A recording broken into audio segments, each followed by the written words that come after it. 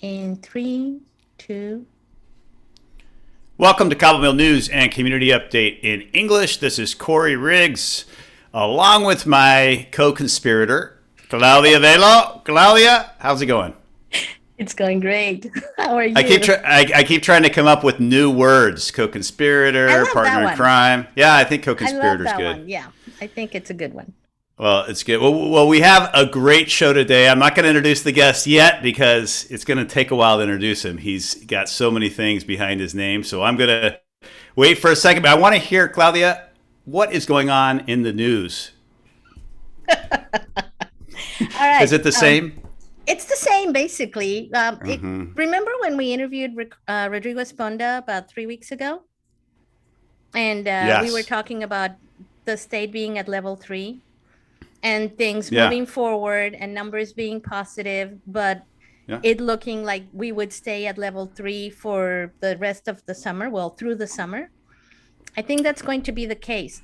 There was a press conference from the Health Safety Committee early this week, and it was very optimistic. The authorities were very optimistic. They said that everybody did what they were supposed to be doing during Easter, Holy Week and Easter.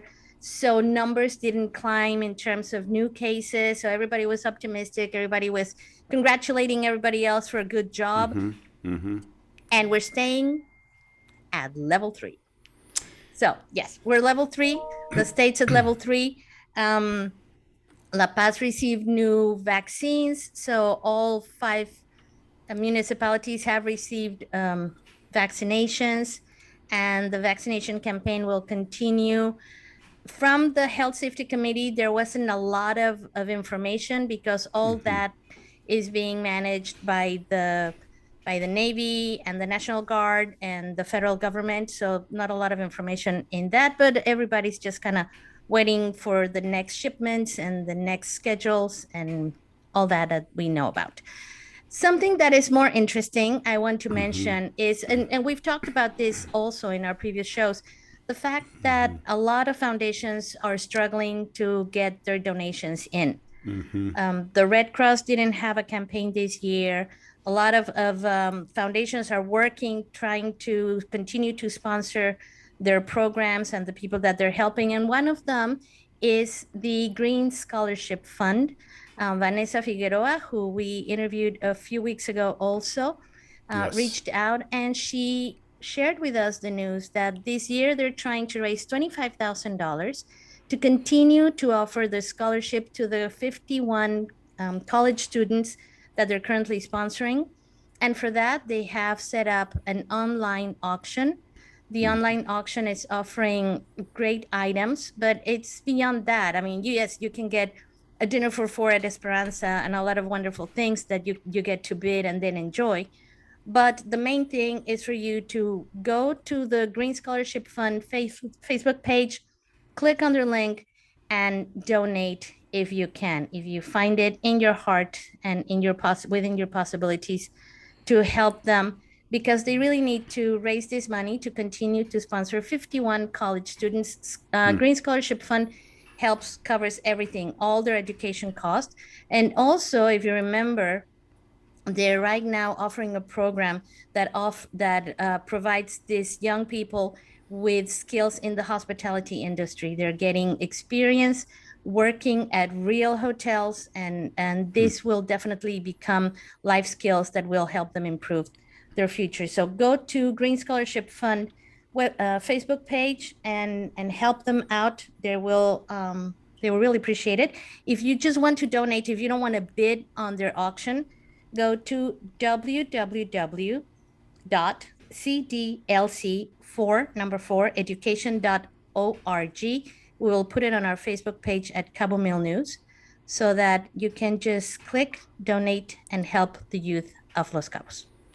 Such important work, and we have to remember that we've made it through this pandemic, the hardest part of the pandemic, when we were mass distributing food. We raised about $5 million, fed 97,000 families. Again, the Baja California Sewer Community Alliance was able to keep this area completely safe when we had close to 80% unemployment.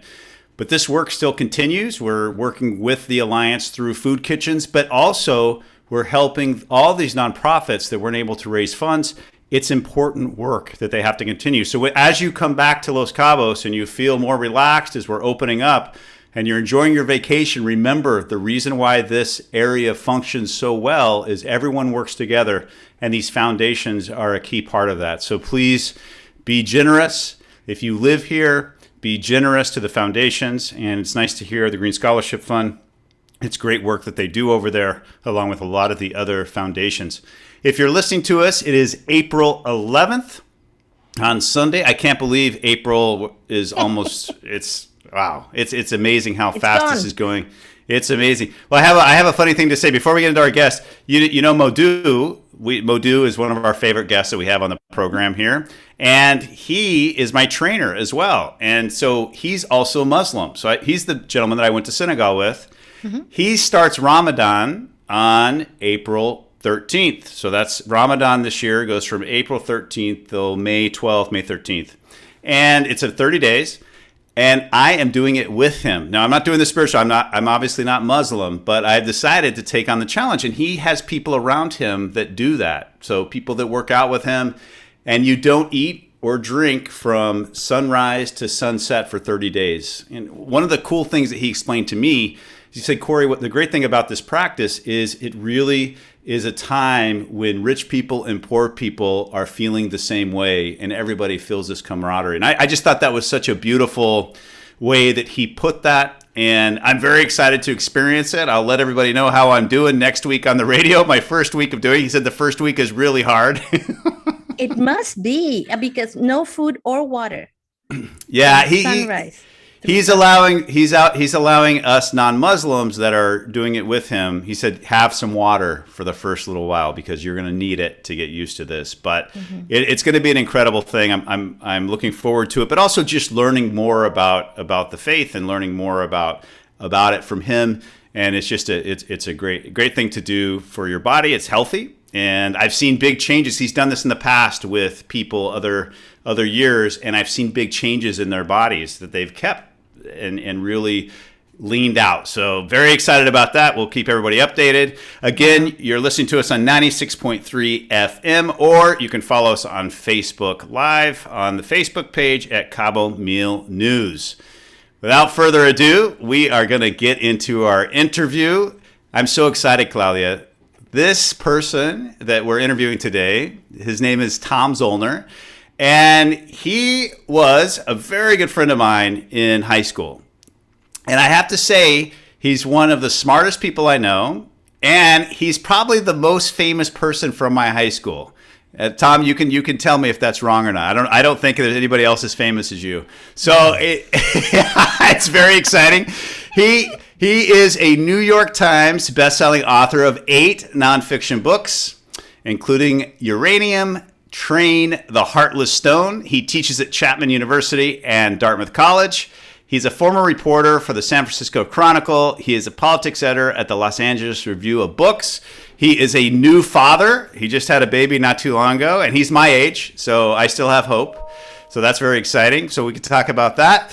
And there's just so much that we can talk about with him. But first, Tom, welcome to the show. Thank you. Thank you for that wonderful introduction. It's far too kind.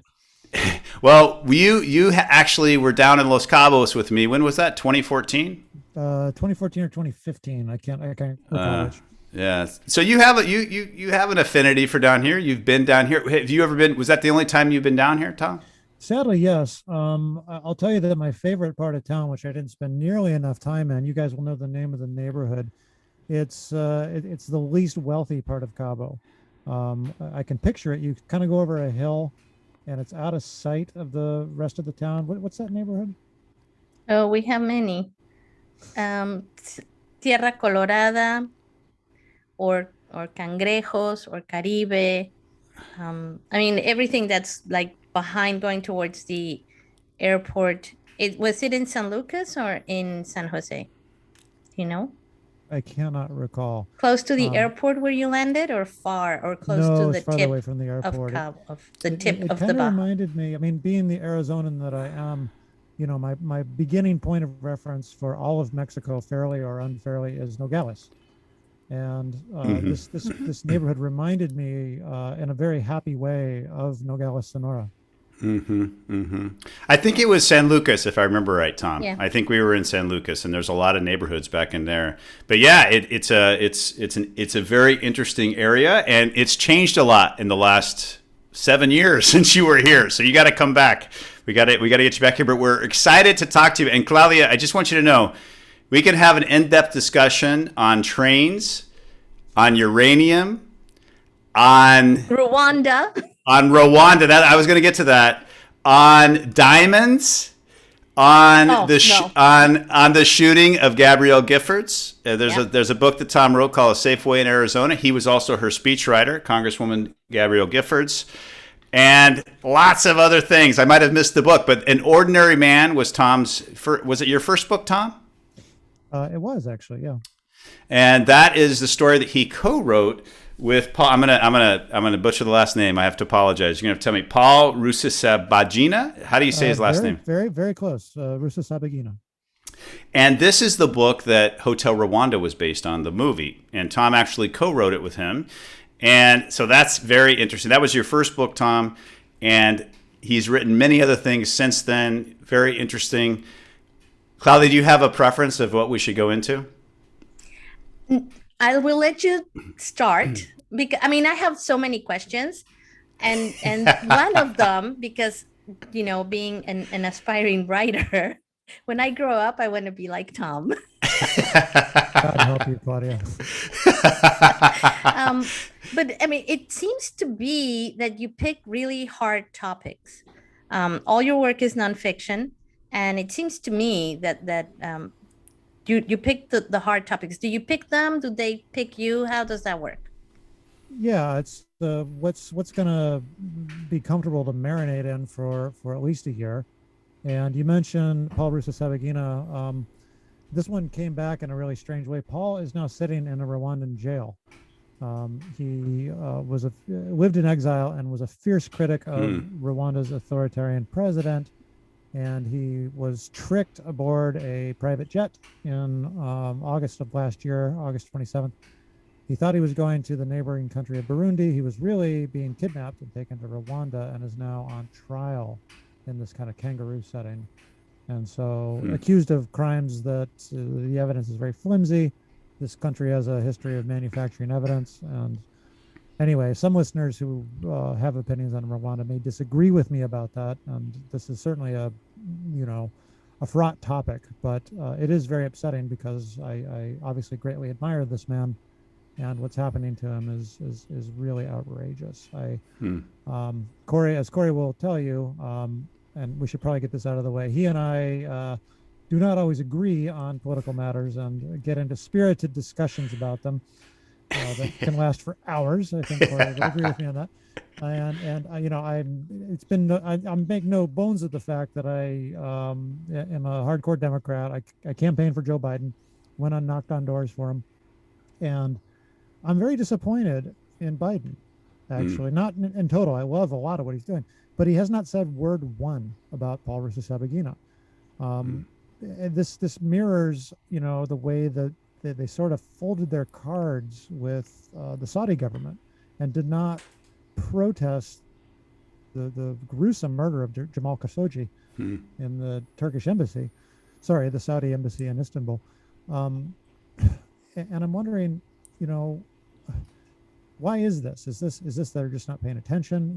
The Saudi decision was very well thought out because they are, of course, top allies for us in the region. And so do we really want to offend the Crown Prince? With Rwanda, I'm not sure, I've written a couple of op-eds on this, one for CNN, another for the LA Times, just hoping, not that Biden's a great reader of the LA Times. He's got many more things on his mind, but I don't know, man, someone from the State Department should lobby him to say something, because I think this is a matter that only a presidential sort of message can really get through. All right, I'm sorry to go on the rant. No. It's a sign of the times. Our program has such far reach that I think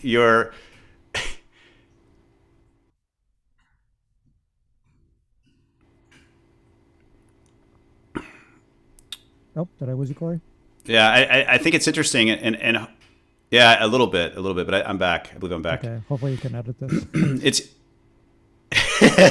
we will. Okay, good.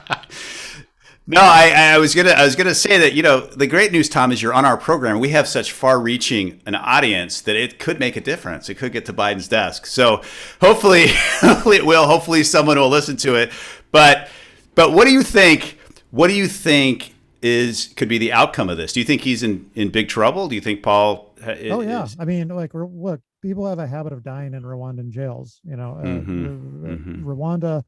has been an African success story in many ways in terms of an improved economy. The president, Paul Kagame, rules with an iron fist, but it means that the racial violence, which has plagued that country for most of its history, is on a low frequency these days. These are not the worst things in the world, but it comes at the expense of freedom for the people, true freedom in terms of freedom of expression, freedom of movement, freedom of being able to open a business. And the West, including the United States, has just been really reluctant to sort of touch them because so many corporations, so many NGOs have invested in Rwanda's future. I mean, I understand it, but I think the time has come to confront Paul Kagame and say, stop with the human rights abuses, free Paul Rusesabagina. And so, yes, if anyone in the diplomatic community happens to be listening to this, I do hope you take a look at it, Google it. Don't just take my word for it. And if you have any clout with someone in the U.S. State Department or the Foreign Ministry of Mexico, I do hope you may consider saying something to whoever you might know there. Well, it's a very interesting topic, and obviously, if you haven't read the book, I think it's a wonderful book. I actually have a signed copy from Tom, which I'm very proud of, that he gave me a long time ago, and it's a great read. Please read it. Watch Hotel Rwanda, the movie, and it's a great story to follow right now. Tom, there's so many stories that I've read in your different books, and one of the interesting ones, obviously, is about the diamond trade. And I just wanted to talk a little bit about that because I do find it fascinating. The Heartless Stone is the book you wrote, and it is really about the diamond trade. There were some things I was reading again today, just as we were preparing for this interview, that just blows me away. And one of them is how diamonds even became popular in the United States and other places in the world. Do you want to talk a little bit about that, how that market was actually just created? Yeah, it was stirred to life. I mean, diamonds were regarded as valuable, but they were regarded as tacky. You just really wouldn't wear them. They were reserved for Broadway artists, actors, gangsters, kind of the unsavory side of U.S. culture up until about the exact year, if I'm remembering this correctly, was 1938, when the company De Beers Consolidated Mines Limited of South Africa hired an ad agency to do this splendiferous advertising campaign to create a sense of desire around the diamond and make it just a kind of default of American taste. And this was presented as an imperative. If you're going to ask a woman to marry you, of course you're going to buy her diamonds. Why wouldn't you? This was just foreign to American culture, but they spurred this market into existence with the sort of poetry around the diamond, which is kind of hilarious, as well as a little bit of social coercion playing on insecurities, status insecurities, particularly the United States, and it succeeded brilliantly. And Tom, I mean, what makes a diamond valuable? It's because people think it's valuable. Yes. Is it because it's not as scarce as people believe? Is that correct? Correct. Yeah, artificial scarcity. It's a classic economic move. If you're a monopoly, and even if you're not a monopoly, but working sort of with a common interest with fellow competitors in the marketplace, if you can choke off the free flowing supply of something, make it rare artificially, yeah, you can jack up the price as much as you want, particularly if you create a social imperative for people to buy an otherwise fairly worthless product.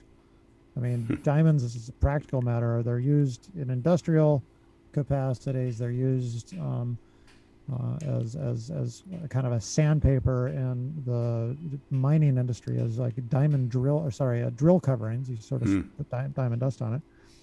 Other than that, really, what is it? They created as they call it, a work of art, which, as anyone who works in the art business knows, that's an intangible commodity. Taste is not universal, and so it's worth whatever someone says it is.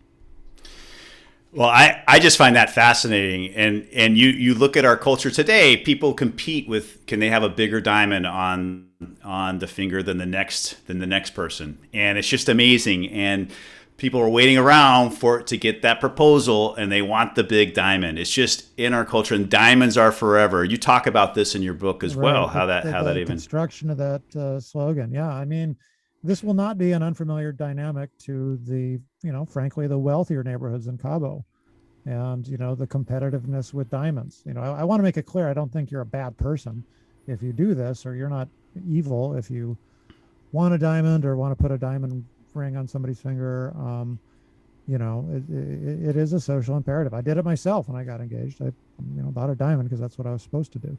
I wouldn't do that anymore. Particularly knowing the sort of evil things that happen in the supply chain, which go far beyond artificial scarcity in terms of human rights abuses in Africa. But we could talk about that all day. Well, why don't we're gonna Tom? We're gonna hide my diamonds. Not tell you about the one I just bought. Diamond, Claudia. No, I don't look down on you. I get it. I understand. And so I actually like tanzanite better than diamonds. I'll say that much. We're gonna take a quick break. We'll continue the conversation over the break, so you can watch it on Cabo Mule News on the Facebook page. We'll get some bonus material there, but we'll be right back. So Tom, now that we're on Facebook Live, tell us a little bit more about the definition of a blood diamond, just so that people can. I mean, I know there was a movie about it, and. Is this still the break, or are we recording? Well, we're still recording. We're recording for Facebook. It's going to be on Facebook Live, though. It won't be on the radio.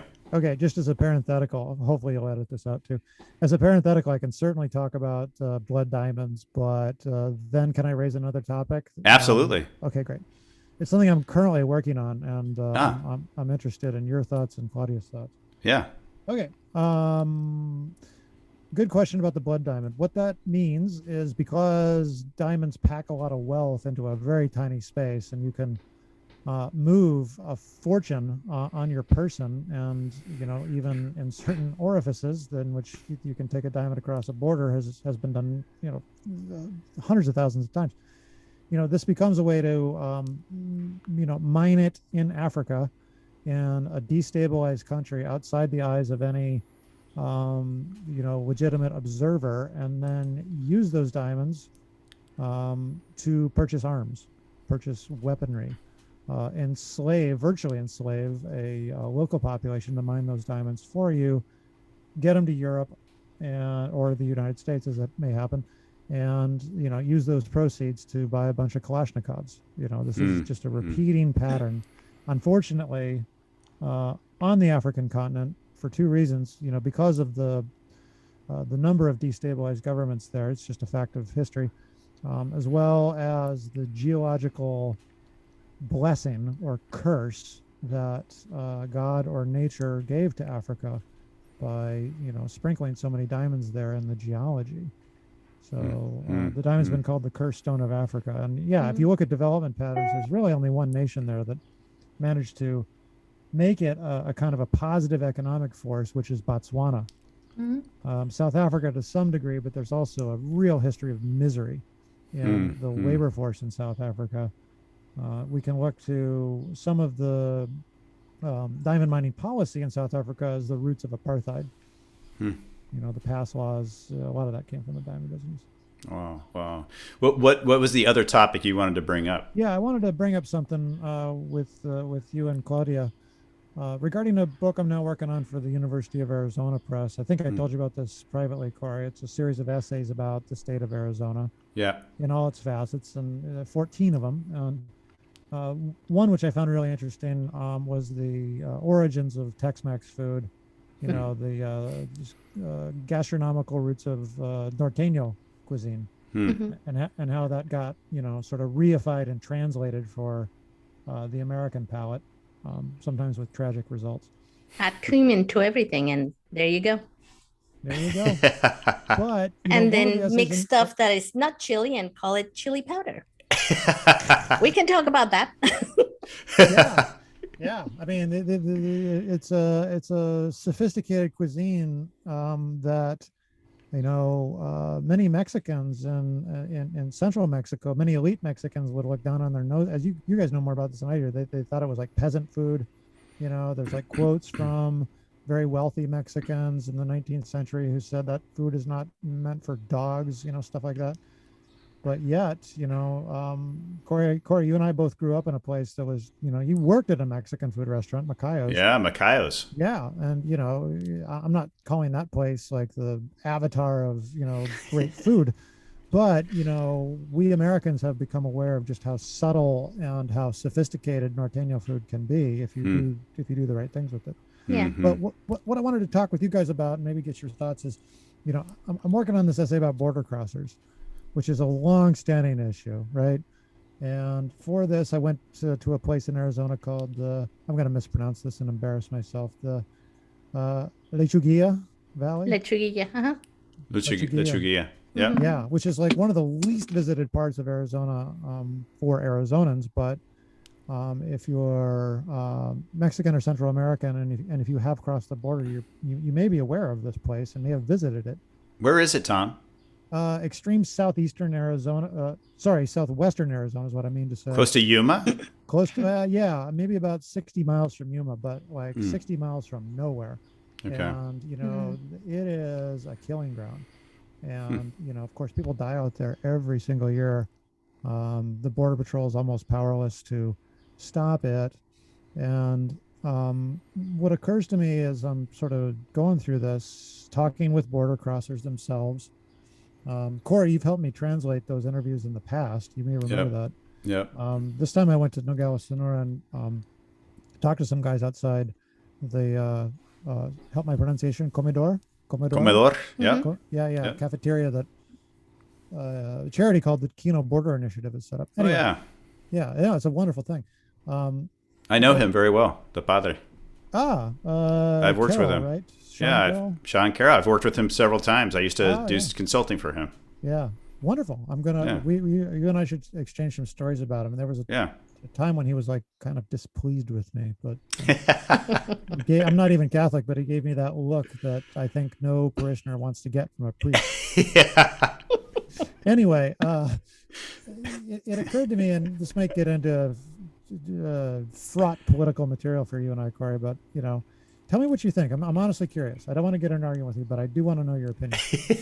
Do you think the border is kind of a racket when it comes to all the people making money off of this? Not just the coyotes, but the Border Patrol itself, hyping up this problem. It is a problem, but, Operation Gatekeeper, which many people will be familiar with in 1994, pushing a lot of the traffic into these deserted areas, hoping the desert would do the work for them, and it didn't. It only created a massive humanitarian crisis, concurrent with NAFTA, concurrent with the flow of folks, who were working on farms and now desperate for labor.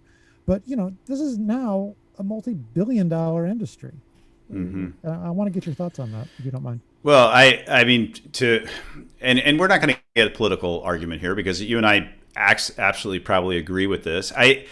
Our old friend Daniel Benavides, who is not with us anymore, worked a lot with the Border Patrol. He's a gentleman that was a consultant, and he did a lot of things. He actually represented the Border Patrol, the U.S. Border Patrol, and he would tell me that the biggest racket going on was the sex trafficking of kids that the cartel was involved with. And part of the issue is that the United States has what the Obama administration put into place is that you had to help a child no matter what. Like you had to let the child go through, and you had to engage a child if they walked across the border. And I believe Biden is continuing that policy. But what would be happening is the child would tell a border patrol agent that their tío or their aunt was in another state, and part of the policy was to make sure that child got to that family or whoever they had said. Well, when the truth was, the Border Patrol always was feeling like, well, wait a minute, we don't know who their TO is. We don't know who their aunt is. We're just taking this child somewhere and giving it to these people, and they could be being sex trafficked. And that's what the feeling was. The Border Patrol was very upset, and that's actually why they first endorsed Trump. For the first time ever, they endorsed President Trump when he was running for office, because that was what we got from that. And not to talk about whether it was true or not, well, but yeah, I mean, all you said is true. I just want to put a little asterisk on this. That Daniel actually represented the Border Patrol Union, which is a different entity than the Border yes, Patrol he did. itself. The Border Patrol Union. That is correct. And those guys are sorry. Yeah, it was the Border Patrol Union. Yeah, far more conservative than perhaps the agency at large, and they can't be political. Obviously, they're right. arm of the federal government. Yeah, that is true. It was the Border Patrol Union. So I do believe, of course, it's a business. There wouldn't be an issue going on if someone wasn't making lots of money off of it. And unfortunately, there's a lot of misinformation going on. I think it's very complicated. Tom, you probably know a lot more about it. You've been down there doing research. Well, no, I'll never get to the bottom of it, and I know much less than experts. But I'll put this to you. I'm curious. You and I have had a long-running discussion about the legalization of drugs. Mm-hmm. And the point that you've made, which is echoed by many, which is, hey, if you want to reduce the violence, if you want to sort of reduce the chicanery, just simply legalize it and tax it, and problem solved. And I see the logic in that. I have my doubts, but I understand the argument. So could we apply the same logic to the border and say, if we take the pressure off, and I'm not calling for open borders, but I'm just saying, if we sort of begin to dismantle this multi-billion-dollar industry around the border, would we see some sort of relief of the problem the same way that you have posited that legalizing drugs would have a beneficial effect? I think human trafficking, drug trafficking, arms trafficking, they're all related. So weapons, everything. If you start to put regulations around it, there's going to be people that are going to create a black market. I think you have to follow the economy on it, and if you're making something illegal that people have demand for, there's going to be a black market that's created. Then you have to create a whole industry around it to stop it, and then more money just gets put in, and we keep going. So that's go ahead, Claudia. I think going back to the diamond conversation, I think a lot of the problem comes from marketing campaigns. You have all these people that are looking for the American dream. What is that American dream? What is the current American dream? Because if you ask me, looking from outside, from a position that nowadays would be called of privilege, because I'm not trying to migrate to another country because I don't have enough to eat or a job or anything like that. But to me, the American dream is kind of like collapsing and crumbling and falling apart. And at the same time, you have all these migrants that are still buying that idea of, I will migrate to the north and have this great life.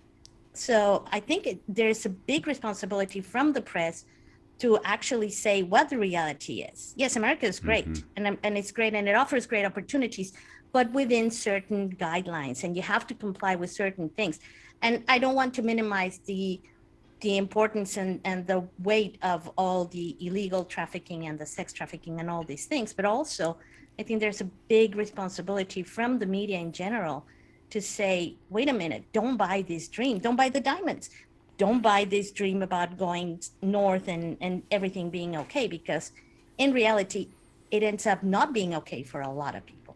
Okay, but I have two questions about that, Claudia. I mean, the first is that conditions in Guatemala and Honduras are truly horrific for many people. That they are almost facing certain death if they stay because of threats from gangs. And even if you take that away, the poverty is just really, really bad in terms of sustenance level existence.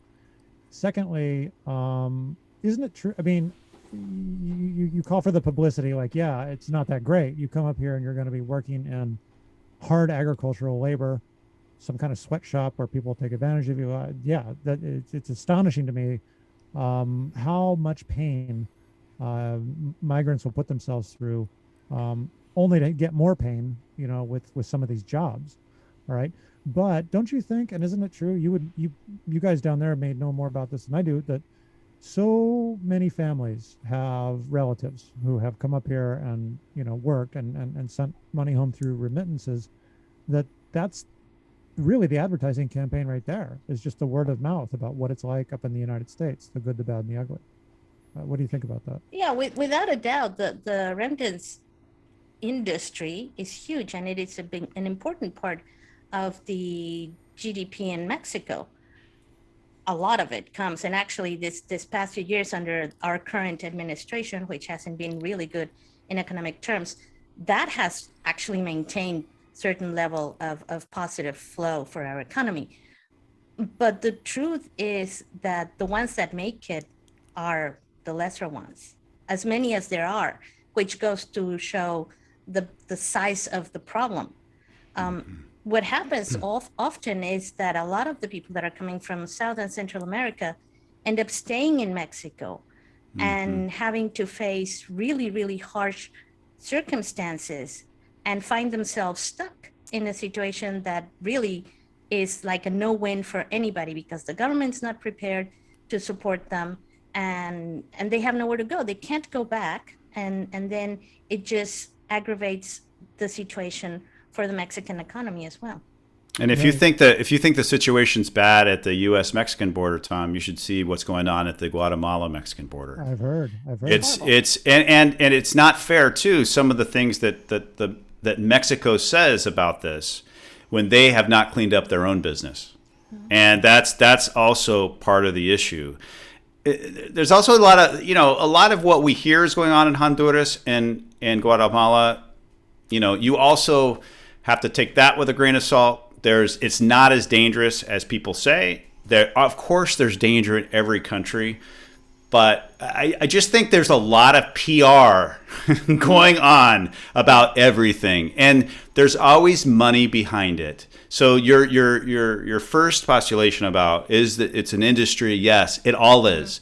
Whoever gets the information out, there's an industry behind it that's making money off of it. And I think that's the world that we live in right now, unfortunately, because it's not about, is it about saving lives, or is it about someone making money behind it? And that's where it gets a little bit frustrating, and you need real news people to get out there that are not being paid for by a corporation that owns it, but they're actually caring about the real news, and that information is getting out to everyone. And I think that's part of, it's a very interesting, because we have so much information right now, you feel like, I can get any information, but it's almost too much because you don't know what's real, what's not.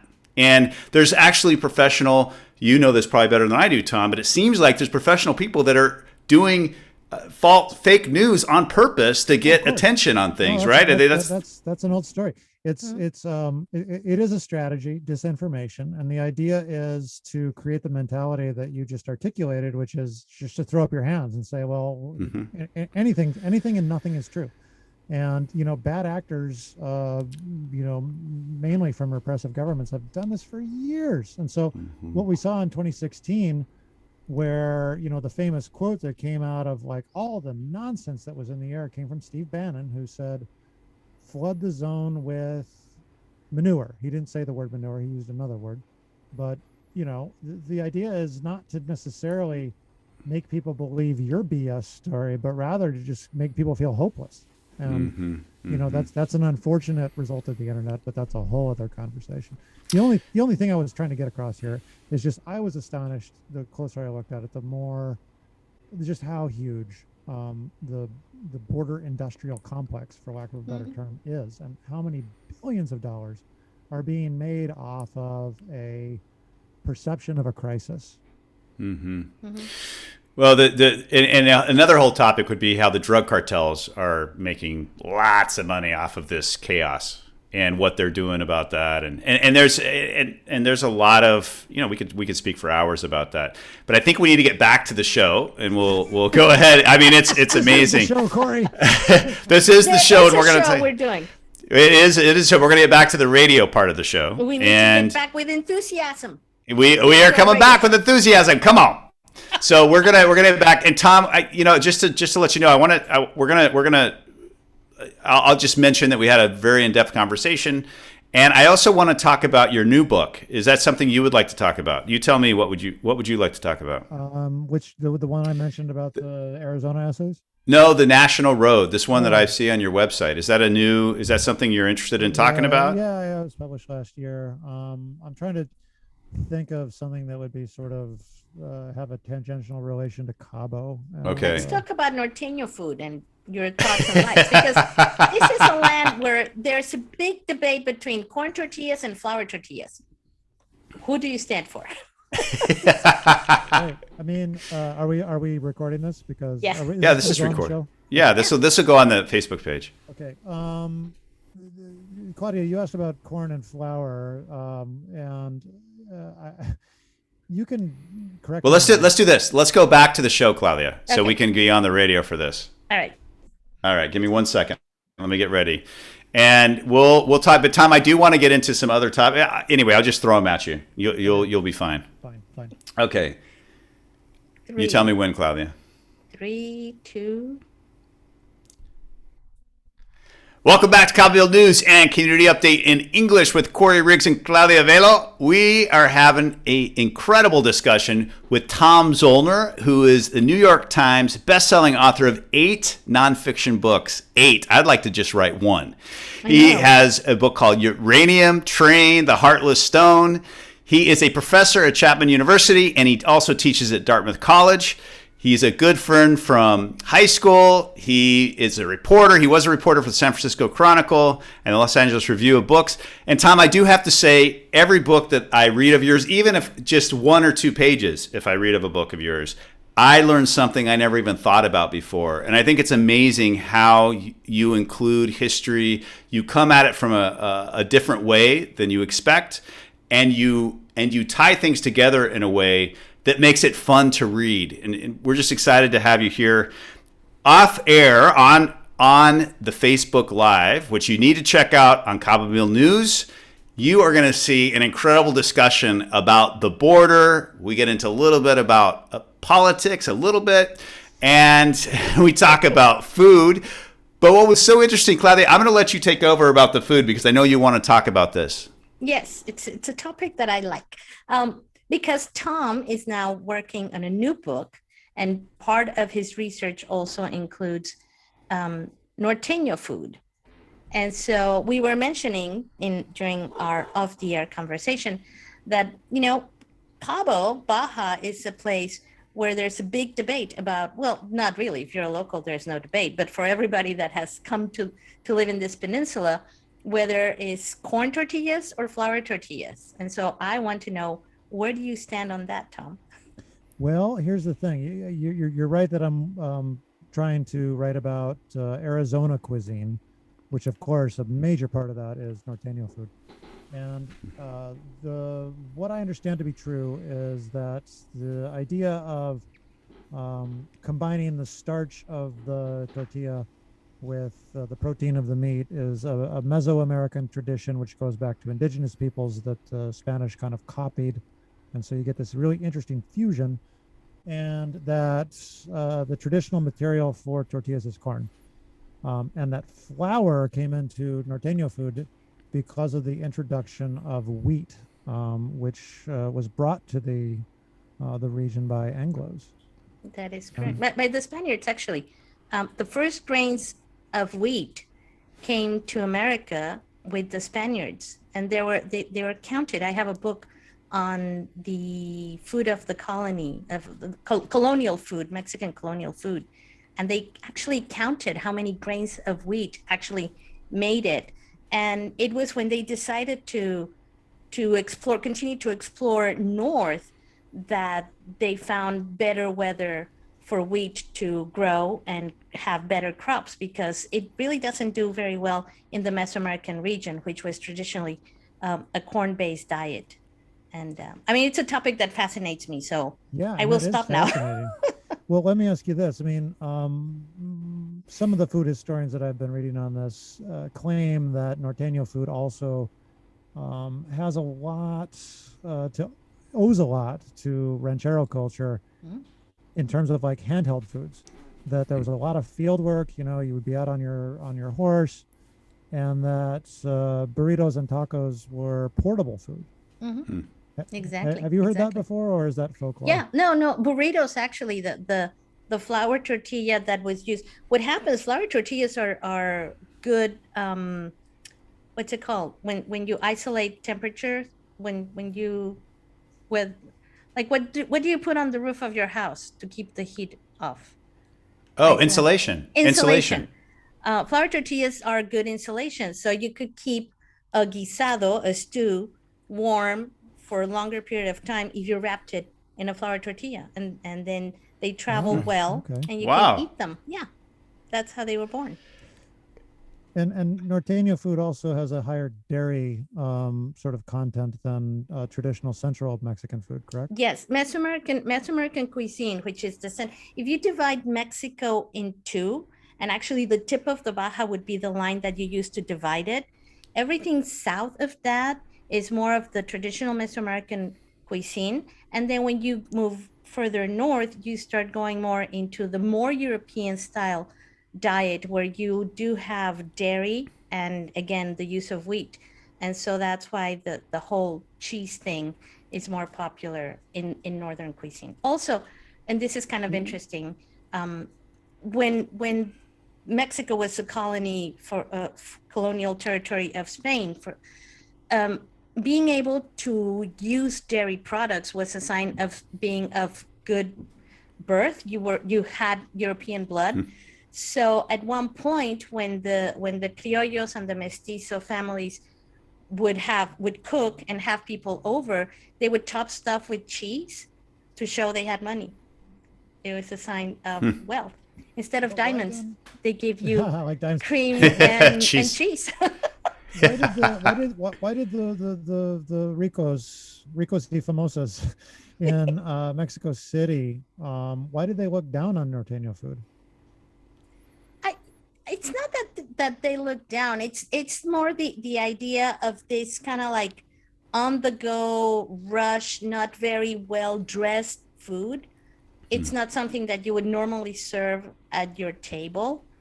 But and like you said, it's more of a working class food because it has to do with being out on the field and working and doing that type of on the go meal. You know, traditionally, and I'm talking about past generations. It's not the norm nowadays, but traditionally, if you were from middle class and up, you took time to eat and you sat at the table, and we had long meals. And when you're really working class, you don't have that luxury. So that's why it comes. I mean, it's one of the reasons. Wouldn't you also say that part of the reason why people more in the central Mexico look down on Norteño is they don't really like the people from the north? I mean, there's a huge cultural difference between Mexico City and Sonora. And I would even say, Tom, I mean, people in Sonora are more similar to people from Arizona than they are from people in the south of Mexico. Can you draw a rough analogy to the way that traditionally in the United States, people from northern coastal cities thought Southerners were sort of slow and stupid? Does that translate? Or is that a bad analogy? In a way, it wasn't slow and stupid, but it's just a different, like when I'm from Mexico City, and when we meet people from the northern states, we always remark on how rough their accent is. They always speak like they're angry. They're not, but it just sounds that way to our ear, you know. And they get tired of hearing it, and they go like, here you go with your dumb comment again, you know. Yeah, I'll tell you a funny story. I think I've probably mentioned this to you, Korey. Like years ago, I had a girlfriend from Spain, from Catalonia, and so she came to visit me in New York City, and we went out to a bodega, which are primarily run by Puerto Ricans, Spanish-speaking Caribbean people, which is a vastly different culture than Mexican, obviously. And so I'm listening to her speak very elegant European Spanish to this guy behind the register, and I was very impressed. And on the way out, you know, I'm kind of joking around with her. I said, "Hey, isn't it, nice to connect with the people that you oppressed for so many years?" Oh my God. Yeah, I actually said that. And then she comes back with the greatest comeback ever. She said, "Oh yeah, we did that, and then you took over for us." Oh my gosh.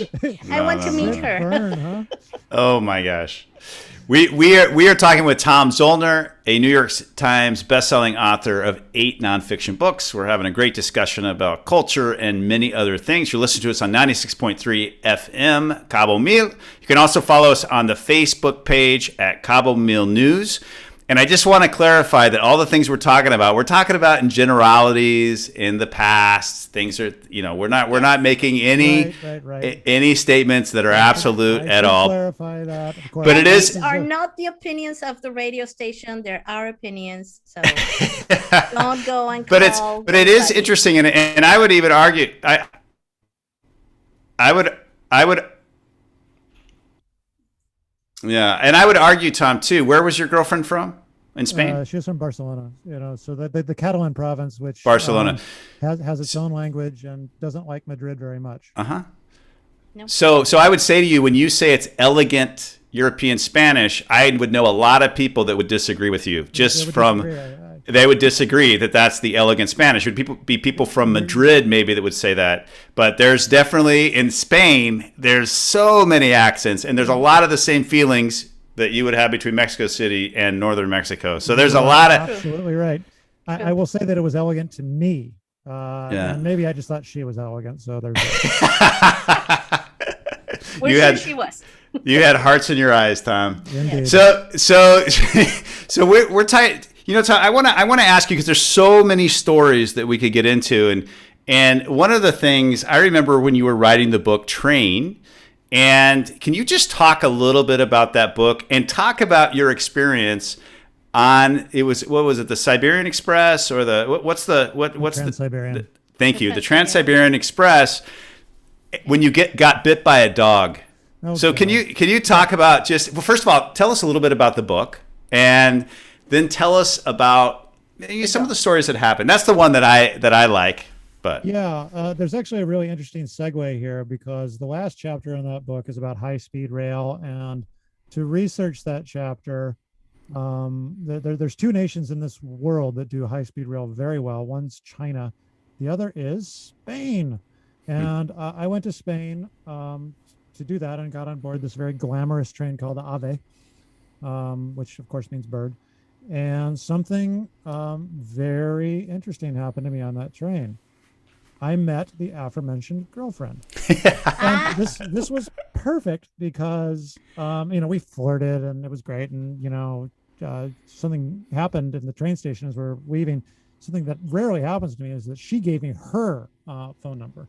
wow. Like, I know, that was like, holy cow, I won the lottery. Anyway, this was in its own way very perfect, and I put it in the book because trains have always had an aura of romance about them. Mm-hmm. So many movies use the train as a venue for strangers meeting each other, doomed love affairs, like this very romanticized idea. And there's something, of course, very romantic about a train. Murder mysteries. There's murder mysteries on trains. Yeah, exactly. By the way, no one was ever killed on the actual Orient Express. Oh, okay, great. Yeah. Great. That's good to know. So this is a method of conveyance that has more image around it, more romance than even the automobile, certainly more than the plane. So tell us about the book in general. What were you writing about? Just how trains came about, how they changed nations, how they changed. Yeah, exactly. A biography of this incredible piece of technology, which emerged in the early 19th century. Steam power. It was originally meant to haul coal from place to place, and then it turned into this thing that completely rearranged the globe. The way cities are arranged, the way we eat, music, the spreading of culture, the rearrangement of the economies, the growth of big corporations, the founding of cities, particularly in the United States. If you peel back the municipal history of, many large cities, you're going to find a railroad at the heart of it. Denver, Minneapolis, St. Louis, no, not St. Louis. Sorry, let me back on that. Kansas City. A lot of these places were division points, junctions. Well, Go ahead. well, and speaking of immigrant labor, wouldn't you say this is the beginning of big immigrant labor? Isn't this where the Chinese were used to build the? Certainly, the biggest 19th century intake of human beings in the United States, beyond, of course, kidnapped Africans for plantation labor in the South, was Chinese labor to build the Central Pacific Railroad across Northern California and Nevada. I should clarify that that was not slave labor. I mean, it wasn't paradise, but they were not enslaved. So tell us a story, Tom. You were on the Siberian Express, and what happened to you? What were you doing there, and what happened? Yeah, this is a kind of a railroad with a miserable history. Tsar Alexander III was looking to, extend Russia's reach to the Far East to get ahead of China and Mongolia, and so did this as like a political project. And of course, speaking of slave labor, that was slave labor. He used gulag labor, political prisoners and so forth, to build it out. This sort of uneconomical railroad that was supposed to stir the economy of Siberia into life. And so, anyway, there's so much to be said on the Trans-Siberian about warfare, about geopolitics, and I'm on it. And it's not nearly as romantic as the Spanish Railway. I didn't meet anyone. No, I did meet a lot of people, actually, just drunks, several of whom threatened me, which was a lot of fun. But anyway, I got off the train in this town called Novosibirsk, and there's the train museum across town, and I went out there to go on in and, hopefully trying to find some old, locomotive engineers that I could interview. Not that I speak Russian, but I could, hire a translator and all that. Mm-hmm. And, within the gates of this museum, like this freaking rabid dog came up and bit me.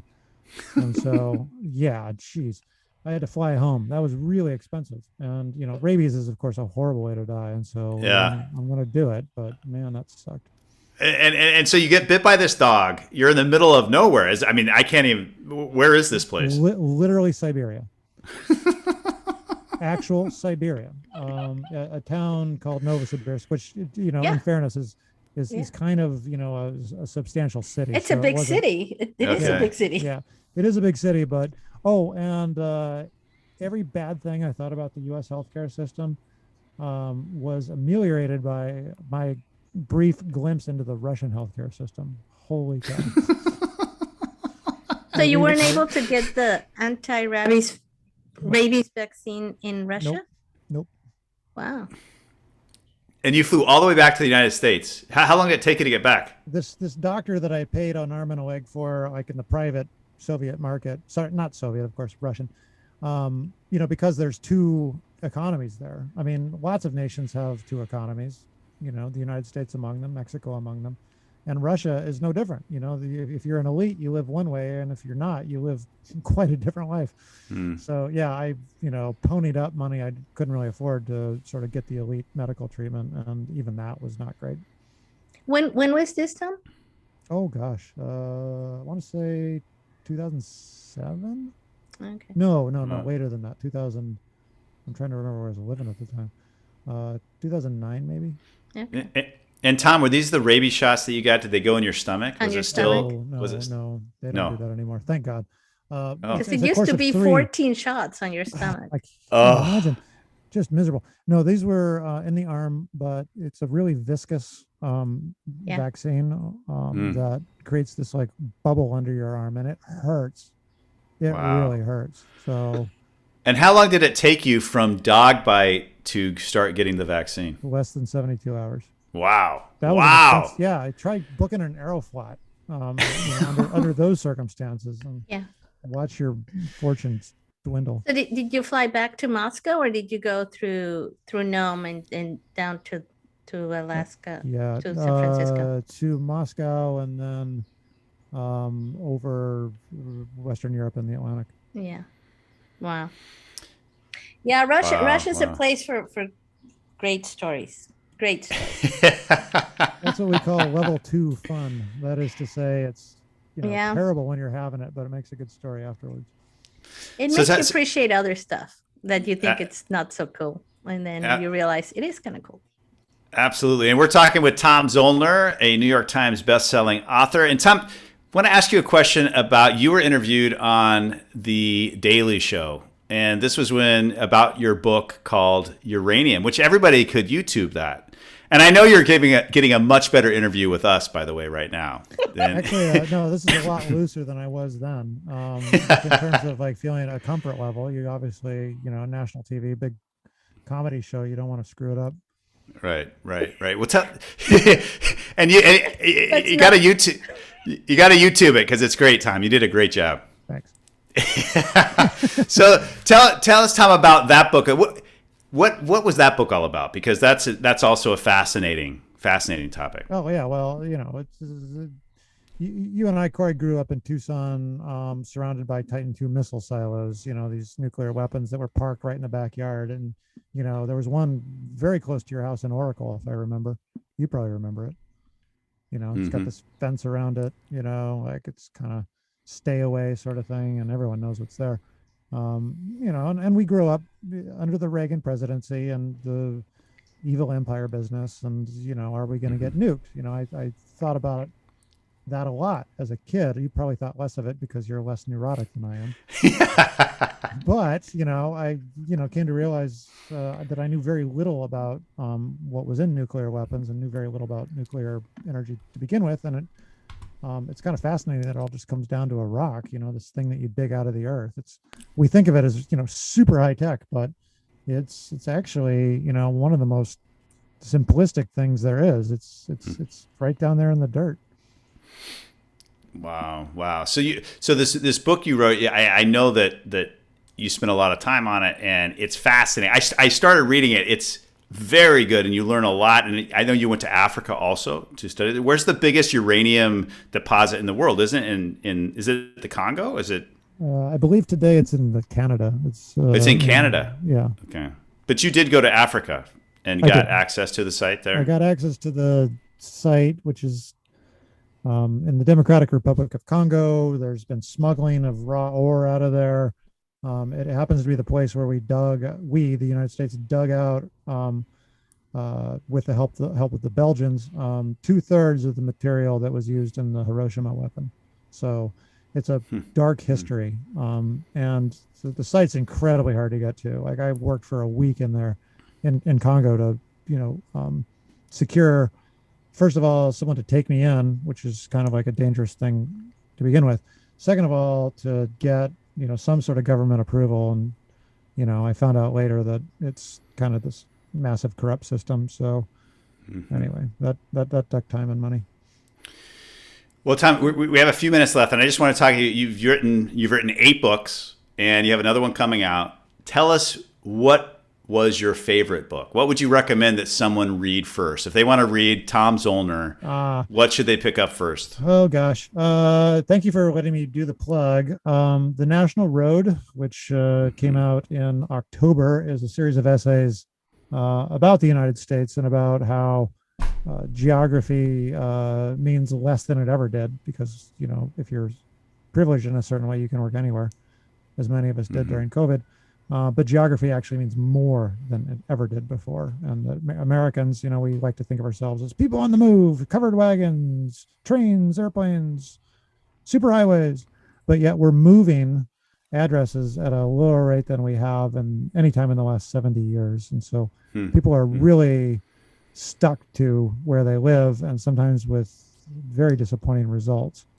So that essay that I told you about the porn business, sort of an unsavory topic, that essay's in there too, and about how place is actually a huge factor when it comes to the cinema of the erotic. Really? Well, are you saying that's your favorite book, Tom? That you've written? Or is that your favorite part of the book? Well, no, I mean, it was an awkward part to write. I'll tell you that. But as far as easy reading goes, I hope that folks think that it, goes down fairly painlessly. Excellent. I don't want her too much. Claudia, were you going to ask something? Sorry, I cut you off there. No. I was just, going back to the beginning of the show. How do you pick your next topic? I mean, right now it's Arizona, what you're working on. How will do you does it come to you? Somebody calls you and say, "Hey, I have an assignment." What happens? Obsession, like I think we can everyone listening here can like nerd out on whatever it is that grabs their fancy. And it's something that I just can't let go of. And the irony on this Arizona project is for pretty much my whole childhood, I was like, get me out of here. I hate this place. I don't like growing up in Tucson. Typical high school, junior high angst where you hate everyone around you and you begin to rebel against your parents, all that typical stuff. But now, Claudia, I cannot get away from Arizona. Like, I go back and I just love it, and I'm just so endlessly curious about this place that I thought was so dumb, and now I think is like, wow, there's a richness here which I totally missed. Great. Well, and I think it's amazing because I always look forward to Christmas and Christmas Eve because Tom and I are usually hiking up a mountain around that time, and we've done that around Tucson. What else are we doing? We're arguing. We're arguing as we're going about politics, which we're not going to get into right here. However, it is incredible, the richness of Tucson, especially the Mexican culture is so ingrained into the architecture, into everything there. I love it. Obviously, my heart is in Mexico, and I've been here, and Arizona, especially Tucson and southern Arizona, is so much part of Mexico, and it's just an incredible place. And I know, Tom, you've done a lot of writings about it. You've also hiked around. And one of the interesting things, we have a couple minutes left. I just want to talk about one of the projects that you're working on personally is you're hiking to the top at the highest peak of every state in the United States. How many peaks have you been to, and which ones have you not been to yet? 44, 6 left to go. Let's see if I can do this quick. Montana, Wyoming, Oregon, Washington, Alaska, and Florida. Florida. Come on, get that one out of the way, dude. Have to go. It's at a rest stop off a highway near Alabama. I know, but I still haven't done it. I haven't been to that part of Florida. So, are you planning to do the Alaska one? When are you planning to do the Alaska one? When I retire. Okay. It's 21 days. It's like $5,000, and it's only a 50% guarantee you reach the summit. Like all kinds of. Well, we are coming to the end of the show, but Tom, I want to thank you. We're going to keep you over for a little bit more Facebook Live, but want to thank you for being on the show. I think this is the most cerebral show we've ever had. Claudia, would you agree with that? Awesome. Yes. Really awesome. Tom, thank you. Just such a good friend and really great interview. I know our audience is going to find this just incredibly interesting. Just thank you so much for being on the show with us. It's my pleasure. Claudia, it was wonderful to talk to you, and my hope is that I can come to Cabo as soon as possible. Well, we're looking forward to having you here. Go to tomzoellner.com. That's ZOELLNER, tomzoellner.com. We will post that on our Facebook page. Remember, go to Cabo Meal News on Facebook. You're going to get the whole interview, and you're going to get this bonus material. Thank you, everyone. Stay safe out there. We've got some great interviews coming up. I'm not going to say what they are. We're going to keep them as a surprise. But isn't that right, Claudia? Yes, and they will be good. Have a great week, everyone. Stay safe. Catch you next time. So, Tom, thank you very much for being with us. It was a pleasure, man. Yeah. Is this going on Facebook here now? It's on Facebook still. Okay. We're still on Facebook for a few minutes. And anything else you want to say coming out of your closet there? Yeah. For you, I did the best installation that I could here on short notice. So it was great. Yeah, there you have it. What else can we talk about? I asked you about best way to learn Spanish. Yeah, we got that. Yeah. So Duolingo's Duolingo's good. It gets good reviews. And we I've also seen good said, results. and we also said a long-haired dictionary. That would be the Yep. second best. Although that's not really an option for you. So Right. he's in a It's relationship kinda, and just had a baby. How old is your baby now, Tom? he's 11 months. 11 Wow. months. Very good. Congratulations again. They Thank you. grow Yeah, fast. he's beginning to Yes. talk, and So so enjoy that's them. pretty cool. Wow. Very cool. Awesome. I think have we talked to any other things about your books you want to talk about, Tom? That you want to? Oh, I could probably talk about a lot. I mean, we talked regarding this Arizona project. I mentioned the border. I Mhm. mentioned the The Norteño food. food. Yeah. Let's see. Some of a chapter in the book is about the retirement industrial complex in Arizona. Just the It's a Oh, huge market.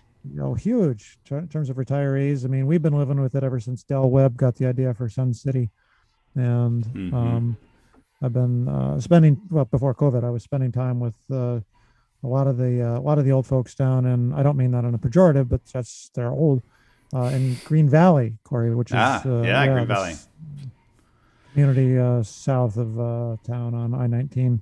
Which is interesting. Let's just talk about I-19 for a second. Did you know, Claudia, that I-19 between Nogales and Tucson is the only highway in the United States that's in kilometers? Oh, no, I didn't. And it's exactly 100 kilometers from the border to Tucson, to I-10. Before Nogales kind of shut down as a result of perceptions of violence, which is somewhat unfair, but people just kind of stopped going down there en masse. I-19 used to be famous for drunken teenagers Yes. careening on back from their Yeah. bender south of the border. I'm not going to plead innocence. I did that a time or two. We all did. We all did. We went to Nogales, went across the border, and went to a place called the Cave. It was Oh, wow. it was like Scary. No longer opening. I did find an interesting piece of trivia about the Hotel Marcos de Niza, which is the tallest building in Nogales, Sonora, if you can picture it. Yeah, It's I like, do. yeah, that used to be, and I remember going in there like as a teenager and seeing like all these dudes smoking tobacco and watching what seemed like hundreds of television sets of like horse racing. Huh. And it turned out like this is like capitalizing on, of course, the border and Americans' thirst for gambling and vice, that you could go down there and do bets in Mexico that you couldn't place in the United States. Hmm. Hmm. And Hmm. the Hotel Marcos de Niza was like this huge center for that. They had a room, rather a whole level of the hotel called the Skylight Room or something like that, where there's drinking and dancing and like a Las Vegas kind of floor show. Whenever like Mexican dignitaries would come to Nogales, Sonora for whatever reason, like ribbon cutting or whatever, they would stay there. That was like the elite place to stay. And I don't know, just it was kind of hard to dig up information on this because I don't, unfortunately, speak Spanish, as you know. But it's a reminder of, this is such a cliche thought, but like what a different world is going on that Americans Yeah. are so ignorant of. Well, I mean, as you know, Tom, we grew up in Arizona. Most people that live in Arizona right now haven't even been across the border. I mean, they've never been to Sonora. They've never been and seen around it. And I think Sonora is incredibly beautiful. It's what a great Oh yeah, place. astonishingly What a beautiful. precious. Like that road between Nogales and Hermosillo is wonderful. It's incredible, and it's actually the only other place in the world where there's a band of saguaro cactuses. I think it's about 70 miles, 100 miles south of the border. There's a whole nother, I don't know, 50-mile section where saguaro cactuses actually live. There's this whole band, and it's that, and then the Saguaro National Monument where there's saguaro cactuses in Arizona, in Tucson, Phoenix area. So it's very interesting to see that, and I think there's a lot of misperceptions about Mexico in general, and even people in Arizona still have misconceptions about it, and it's right next to them, and so and obviously I, who live here as a gringo, just love it and just was exposed to it. I used to go down to San Carlos all the time, scuba dive down there, and a lot of people. If people do go from Tucson down to Sonora, that's usually where they go, or Keno Bay, and just been exposed to it. It's a great thing. Oh yeah, we know less about Mexico today in Arizona than we did in the 1850s, and there was a comfort level that sadly does not exist anymore. A lot of people from Arizona like the landscape here in Cabo and Baja because the Cardones look a lot like the Saguaros, and there's a certain sense of familiarity in terms of the landscape. They're similar, same, but different, as the Japanese would say.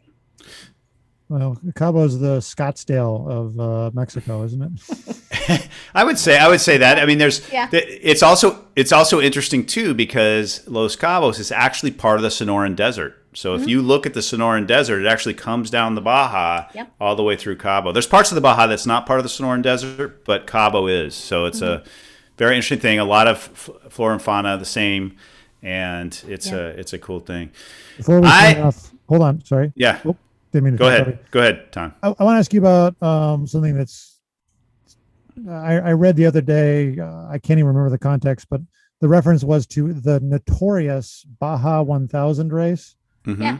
Why is it notorious? I mean, I'm aware of the Huge. race. I have been aware of the race, but why does it have like so kind of this sort of hint of a bad reputation?